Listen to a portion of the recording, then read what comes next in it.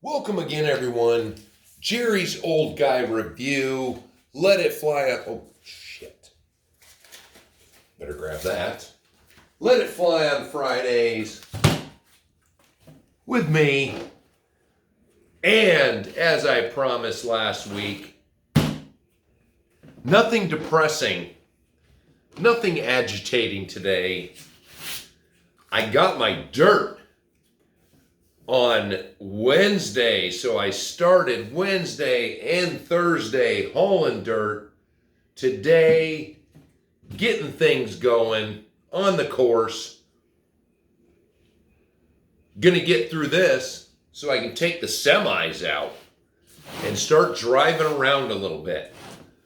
Even though my work always involves semis or heavy vehicles, so it's fun to have piles of dirt, wheelbarrows, shovels, whatnots for doing landscaping, and then of course having a semi and a trailer just to make sure you do it right. So this week, 4 June 2021, brought to you by the GGORCC. And for those of you that don't know, I have been blessed with being a founding member of the Gentlemen's Guild of RC Cars, USA Edition. Thanks, Pezapoo Hobby Shiz, for bestowing such an honor. And once I come up with stickers and fees and a grueling acceptance regiment, I will open it up for members to apply to the Guild USA chapter. It's going to be very, very strict on the level of gentlemanship. And for those of you who've watched my videos, you know I never bash or beat on things, so I'm a gentleman. So moving right along, as I said, it's pouring rain right now, which works out perfect for me. I got my dirt, got grass seed planted, things are happening. So I'm in a good mood. And I just happened to check Cross RC. The FC6 is now on the website, $779.99. But unlike either I just caught it today and they just put it out and they haven't updated it yet, it doesn't show it in kit form like they normally do. You know, I like to see the specs on the Cross, lights, sound, what's going to be included, and it's not up there yet. So could it be for the first time ever Cross is going to release an RTR? It would be great, but we all know, for those of us who have dealt with Cross, it's going to be a kit. It is just way too ahead. They just wanted to throw it on the website, and that's what we have to look at today. They have it in the military tan, but they have a white and black civilian style. Cross, you figured out my weakness. I would like to make that a civilian version, and that white and black picture on there has me thinking. So now, a lot of you on the channel, you keep telling me to go to Amazon to look for things. And you know who you are. A lot of you keep telling me, go to Amazon for RC. Well, I've never been big on getting RC from Amazon. So I decided last Saturday, you know what? I'm going to buy a kit I have no experience with. I've never seen it before. Well, I've seen it before, but I have never built one. They have a lot of good reviews. It's a 6x6, but I didn't want to buy any of the kits with bodies. I wanted to do something my own, so I bought the kit, just the kit, and then I bought a body separately because I have some HG stuff, extra it would seem, that the wheels are turning. So I got excited. I was like, sweet, that's a good price. I'm going to buy this kit. I've got, don't tell the Miss Diane, but her Dynahead's still sitting over there on the shelf. She hasn't even thought about building. Well, she did, but I started building the Wendigo and didn't tell her that I was working on it. And she wanted to build that at the same time and didn't bother.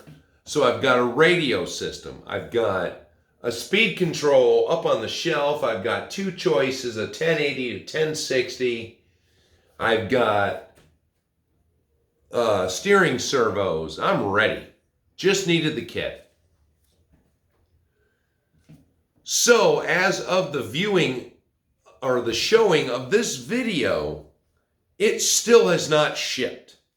I made sure, which I always do with Amazon, I made sure that it shipped from Amazon, paid for expediting shipping. It's going to be a week tomorrow, and it hasn't even left yet. So what the hell, you guys loving Amazon? Wow. Rude. So now, oh crap, what is that car? That's what I was looking up. So the SR10. So I mentioned it last week. Adventure Time RC already had a video up. Tim Clark, if you haven't gone to his channel yet, go over to see Tim Clark's channel. He did something that brought me back to the 90s. Oh man. He got one of these DR10s. God, is that what it's called? Yeah, the SR10s. And he put some big old rear tires on it and took that two-wheeler out rallying.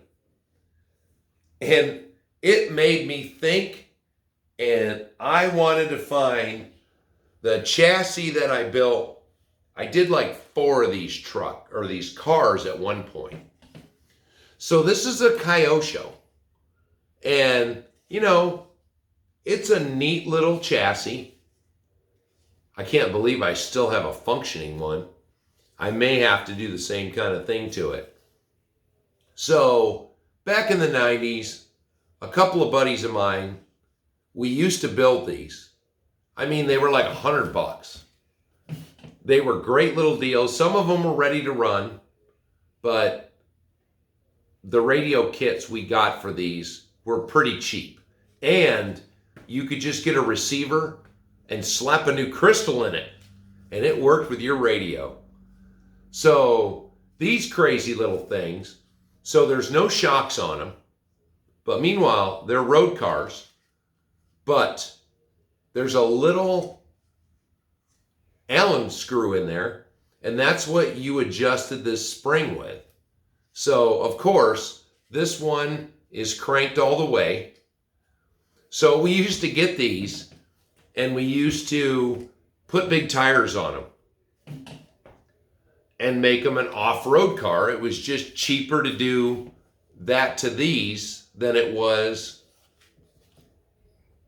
to buy a dedicated rig. Because at the time, back in 95, 96, I want to say, it was really expensive to get a 4-wheel drive truck.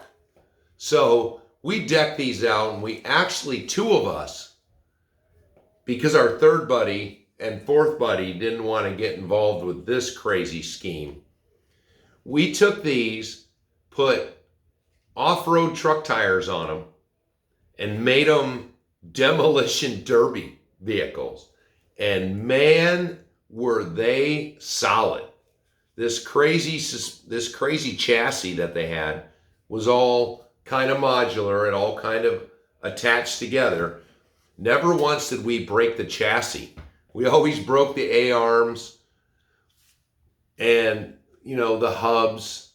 But, our RC guy he was selling these, so he had plenty of those parts in stock. So this was a quick trip, couple bucks, back in operation. But hey, thanks, Tim, for that little walk down memory lane. Makes me want to deck this one out. I've got another one somewhere. I think when my one buddy moved, he asked me if I wanted that. So thanks, Tim. Before I get into the biggest part of this episode, I am going to give you some truck updates because I was slacking this week. Once I could get dirt, I was kind of focused. So last week, I had my elements out. The Sendero and the Trail Runner. But prior to me getting to the Trail Runner, this will make you all laugh, I did more maintenance. So the Cross HC6 got some maintenance. The Beast 2 got some maintenance. And then the Element Sendero got some maintenance. But for those of you watching, it's embarrassing. For those of you who watched the Versus Challenge and saw, you can't see it, it's over here on the table, that saw the Beast 2 RC four-wheel drive that had surprisingly moved along pretty far, you saw it fail. And I thought I had broken something internally. It just did not want to drive. And a quick viewing of it, the answer wasn't obvious. Well, when I pulled it and decided I was going to glue the boxes back on, fix the gun mount that got destroyed in the challenge. It's just so embarrassing. I got to keep looking at it because it was just so hard to see. So, up in the transfer case, there's a skid plate on it. The drive shaft that runs in there has a very big opening. But somehow, on the Versus Challenge course, since I glued and epoxied rocks and things for traction, because the wood was really smooth, pardon me, somehow I managed to find the only big rock on the whole course,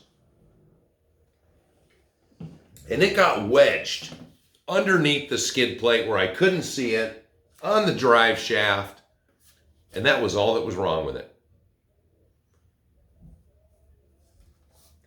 I think I'm getting too old. So the HC6 was making noise also, and I thought, oh, here we go. The infamous transmission problem with the Cross HC6. Nope. It was making this horrible noise, which sounded like like the transmission was chewing itself apart. Nope. All it was the drive shafts, which I have not purposely serviced. The drive shafts for the two rear tires were binding up because there was actually some rust in there. I pulled them apart, lubed them, put them back together, noise was gone. I was like, what the hell? Craziest thing.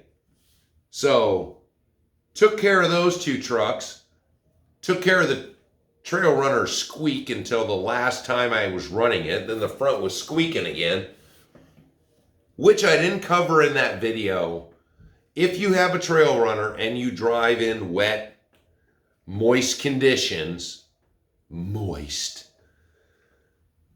that front end with all the links that hold everything on, there's going to get moisture in there and it's going to cause squeaks.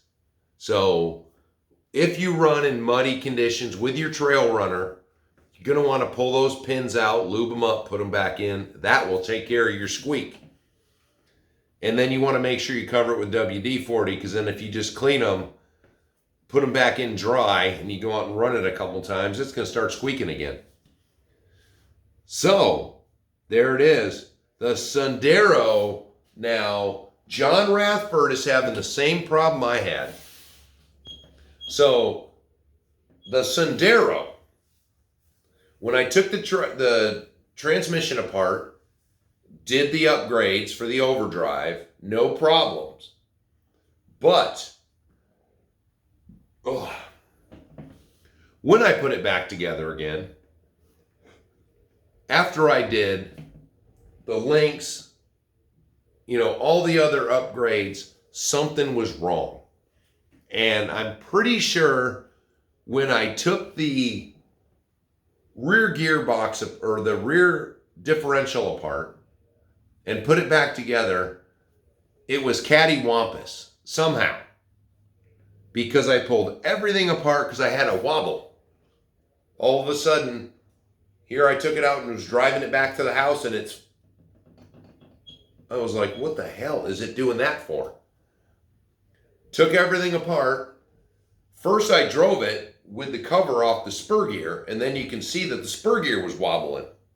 Well, I disconnected the front drive shaft and then drove it, still wobbling. Disconnected the rear drive shaft, straight as an arrow. I was like, what in the hell? Now, I hear about phasing drive shafts and all this, but I don't know if that works on the bench when you're barely rotating the vehicle. But I must have put it together right, because it works great now. So now, let's get to the meat and potatoes, because nobody's letting me forget when I did the Red Cat Scout 2, and I made a comment in there about the Blazer or the Bronco and the Scout 2. I was mainly going by the size. Red Cat, this truck is bigger than it should be, because technically it should be smaller than this Blazer. That is a 69 Blazer, and the Blazer was, while not huge,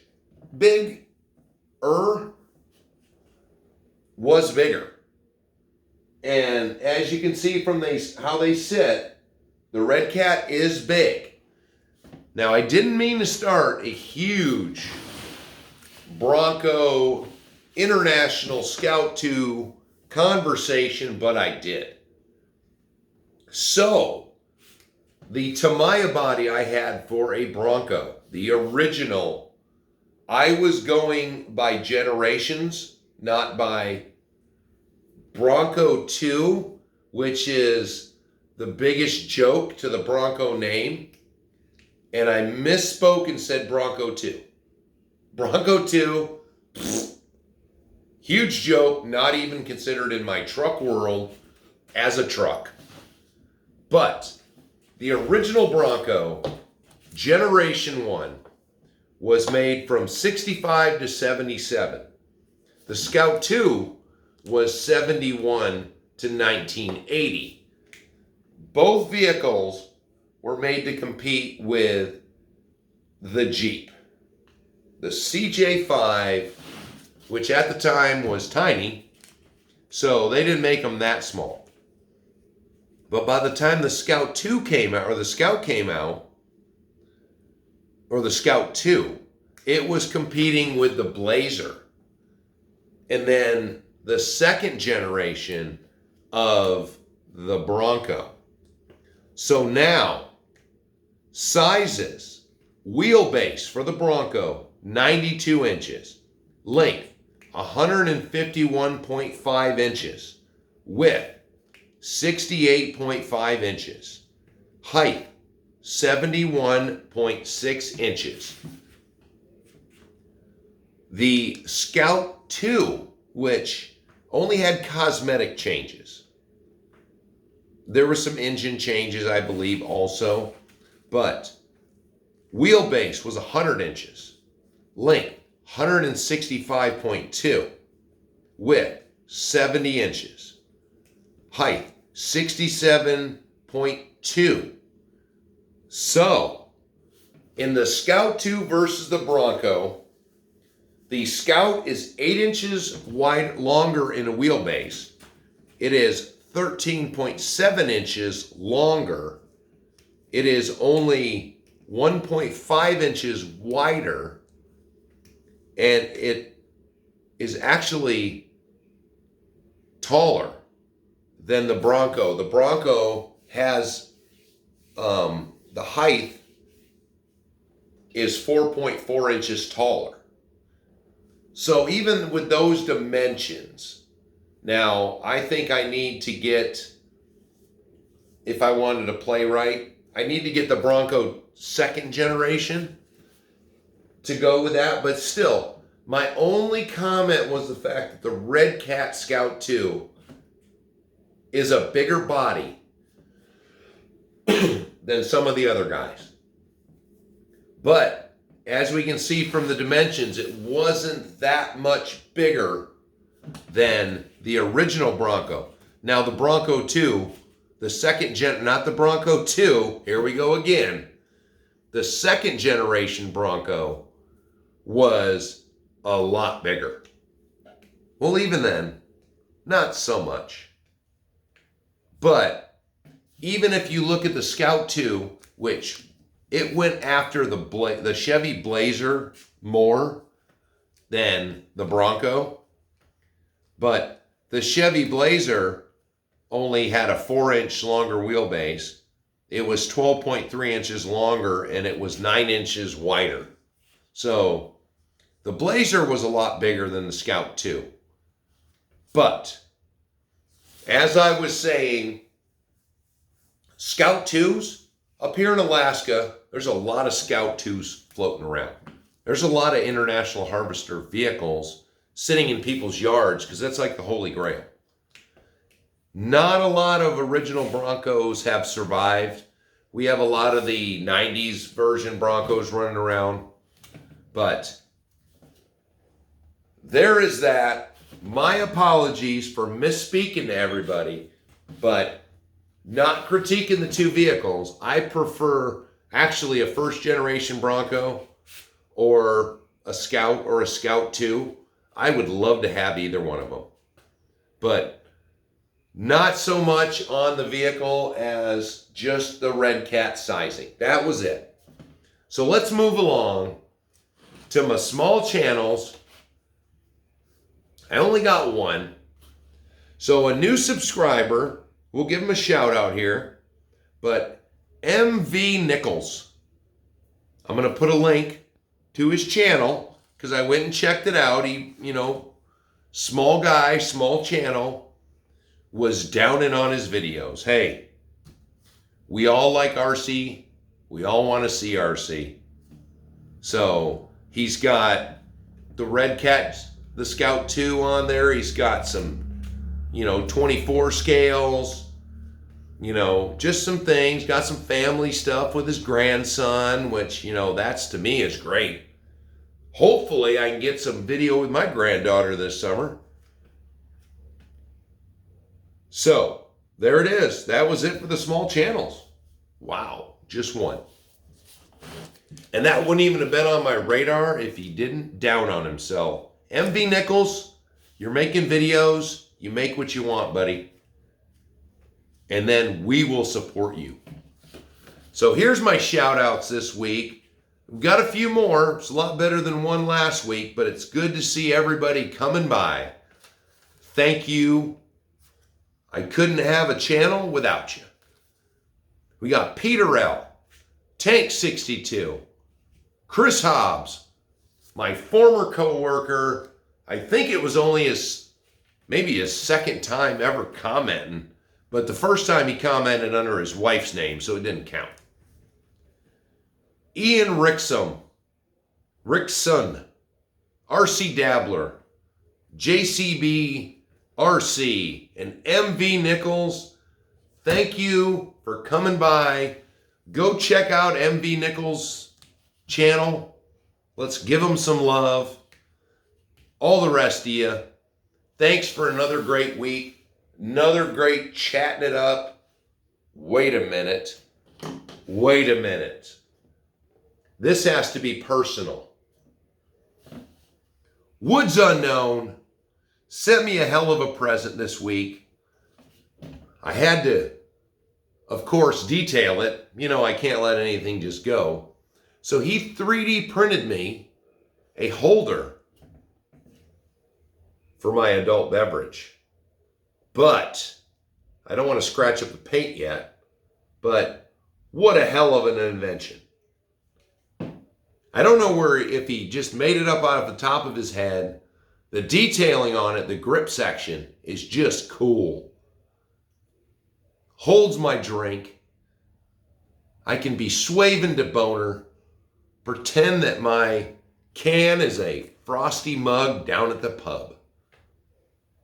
So, go over to Woods Unknown. Tell Mark I sent you. Tell him you want to order some of these with the Jerry's Old Guy Review discount code of $99.99. That's in dollars. I don't know. He might feel a little bit better and cut you a deal. I don't know. I'm just messing with everybody. But thanks, you Woods. Thanks, Mark. I painted mine up blue. The wife is getting Barcelona red, like her truck. I don't have a blue truck, but I like that blue. And that is a beautiful present. I don't know if that was supposed to be a secret. I apologize. But if it was a secret, you sent it to the wrong guy. Unless you're a big RC manufacturer, and then I keep secrets all day long. Thanks, everyone. I'm going to get out there and make some driving videos on the new course. Till the next time, the director's over here sleeping because it's raining out. So talk to you later.